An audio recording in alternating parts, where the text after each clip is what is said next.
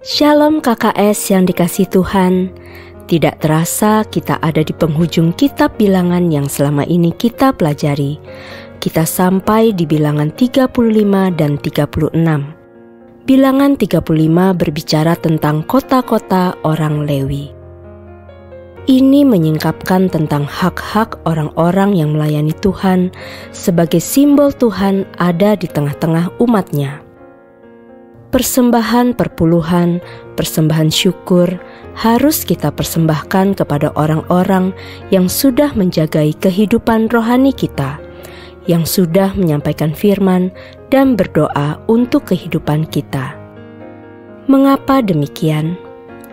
Karena seorang hamba Tuhan tidak boleh disibukkan oleh hal-hal duniawi dan harus tetap menjaga hatinya bersih, suci, dan selalu berada di ruang tahta, melayani Tuhan, dan bertindak sebagai wakil Tuhan untuk bersyafaat bagi umatnya. Maka hidupnya hanyalah berfokus pada Tuhan dan melayani jemaat. Panggilan sebagai hamba Tuhan membuat seseorang memutuskan untuk tidak menyibukkan diri dengan masalah keuangan. Seperti halnya yang terjadi pada saya. Suami saya bekerja dan mengelola keuangan keluarga. Bagian saya berfokus hanya kepada Tuhan dan jiwa-jiwa yang dipercayakan kepada saya. Lalu, bagaimana dengan seorang imam yang harus bekerja menafkahi keluarga? Dalam hal ini, janji Tuhan kepada Abraham menjadi sebuah pegangan yang diaplikasikan bahwa upahnya adalah Tuhan sendiri. Jadi para suami hendaklah hidup seperti Abraham hidup, yang bergaul karib dengan Tuhan dan menjadi sahabat Tuhan. Kejadian 15 ayat 1. Kemudian datanglah firman Tuhan kepada Abram dalam suatu penglihatan.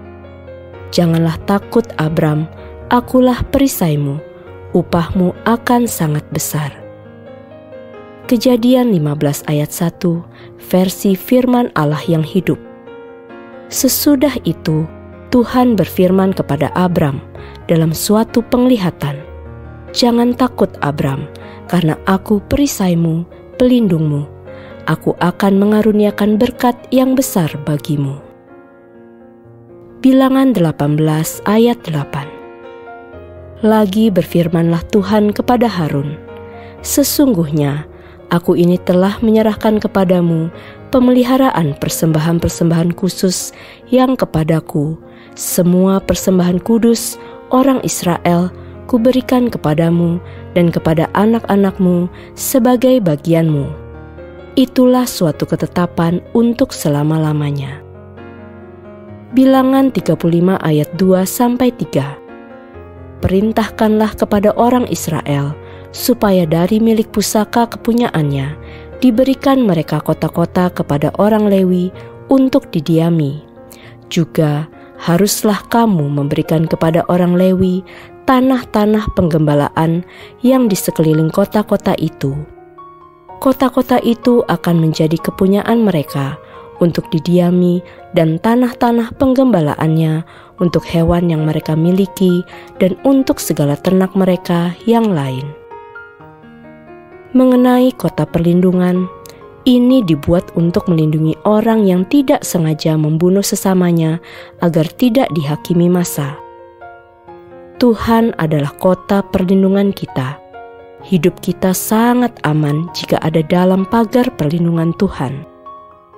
Kuasa kegelapan tidak mempan dan tidak akan bisa menyerang kita jika kita ada dalam perlindungan Tuhan, yaitu kuasa darah Yesus dan para malaikat yang menjagai kita. Namun, kenapa banyak anak Tuhan kalah terhadap iblis dan kuasa kegelapan? Karena tidak hidup dalam firman dan Roh Kudus yang sudah disediakan Tuhan untuk menjagai hidup mereka di bumi. Bilangan 35 ayat 10-11. Berbicaralah kepada orang Israel dan katakanlah kepada mereka, apabila kamu menyeberangi sungai Yordan ke tanah Kanaan, maka haruslah kamu memilih beberapa kota yang menjadi kota-kota perlindungan bagimu, supaya orang pembunuh yang telah membunuh seseorang dengan tidak sengaja dapat melarikan diri ke sana.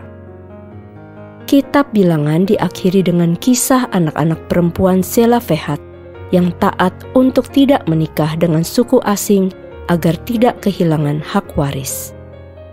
Ini berlaku bagi kita. Anak-anak Tuhan juga harus menikah dengan orang seiman agar tidak kehilangan warisan keselamatan bagi keturunannya. Kita yang adalah gereja sebagai mempelainya hendaklah taat kepada firman dan Roh Kudus agar tidak kehilangan warisan keselamatan dan tanah perjanjian, yaitu kerajaan surga yang turun-temurun bagi anak cucu kita. Bilangan 36 ayat 11-13. Maka Mahla, Tirsa, Hokla, Milka, dan Noa, anak-anak perempuan Selafehat, kawin dengan anak-anak lelaki dari pihak saudara-saudara ayah mereka. Mereka kawin dengan laki-laki dari kaum-kaum Bani Manasye bin Yusuf, sehingga milik pusaka mereka tetap tinggal pada suku kaum ayahnya. Itulah perintah dan peraturan yang diperintahkan Tuhan kepada orang Israel dengan perantaraan Musa di dataran Moab di tepi sungai Yordan dekat Yeriko. Dari kitab Bilangan ini kita belajar, banyak orang kehilangan janji Tuhan karena pemberontakan dan sikap sungut-sungut, tidak ada ucapan syukur. Namun kitab ini juga memberikan pelajaran akhir mengenai contoh ketaatan yang membawa berkat dan ketentraman. Mari KKS tetap bertekun dalam firman-Nya. Sampai jumpa pada bacaan selanjutnya. Tuhan memberkati. Amin.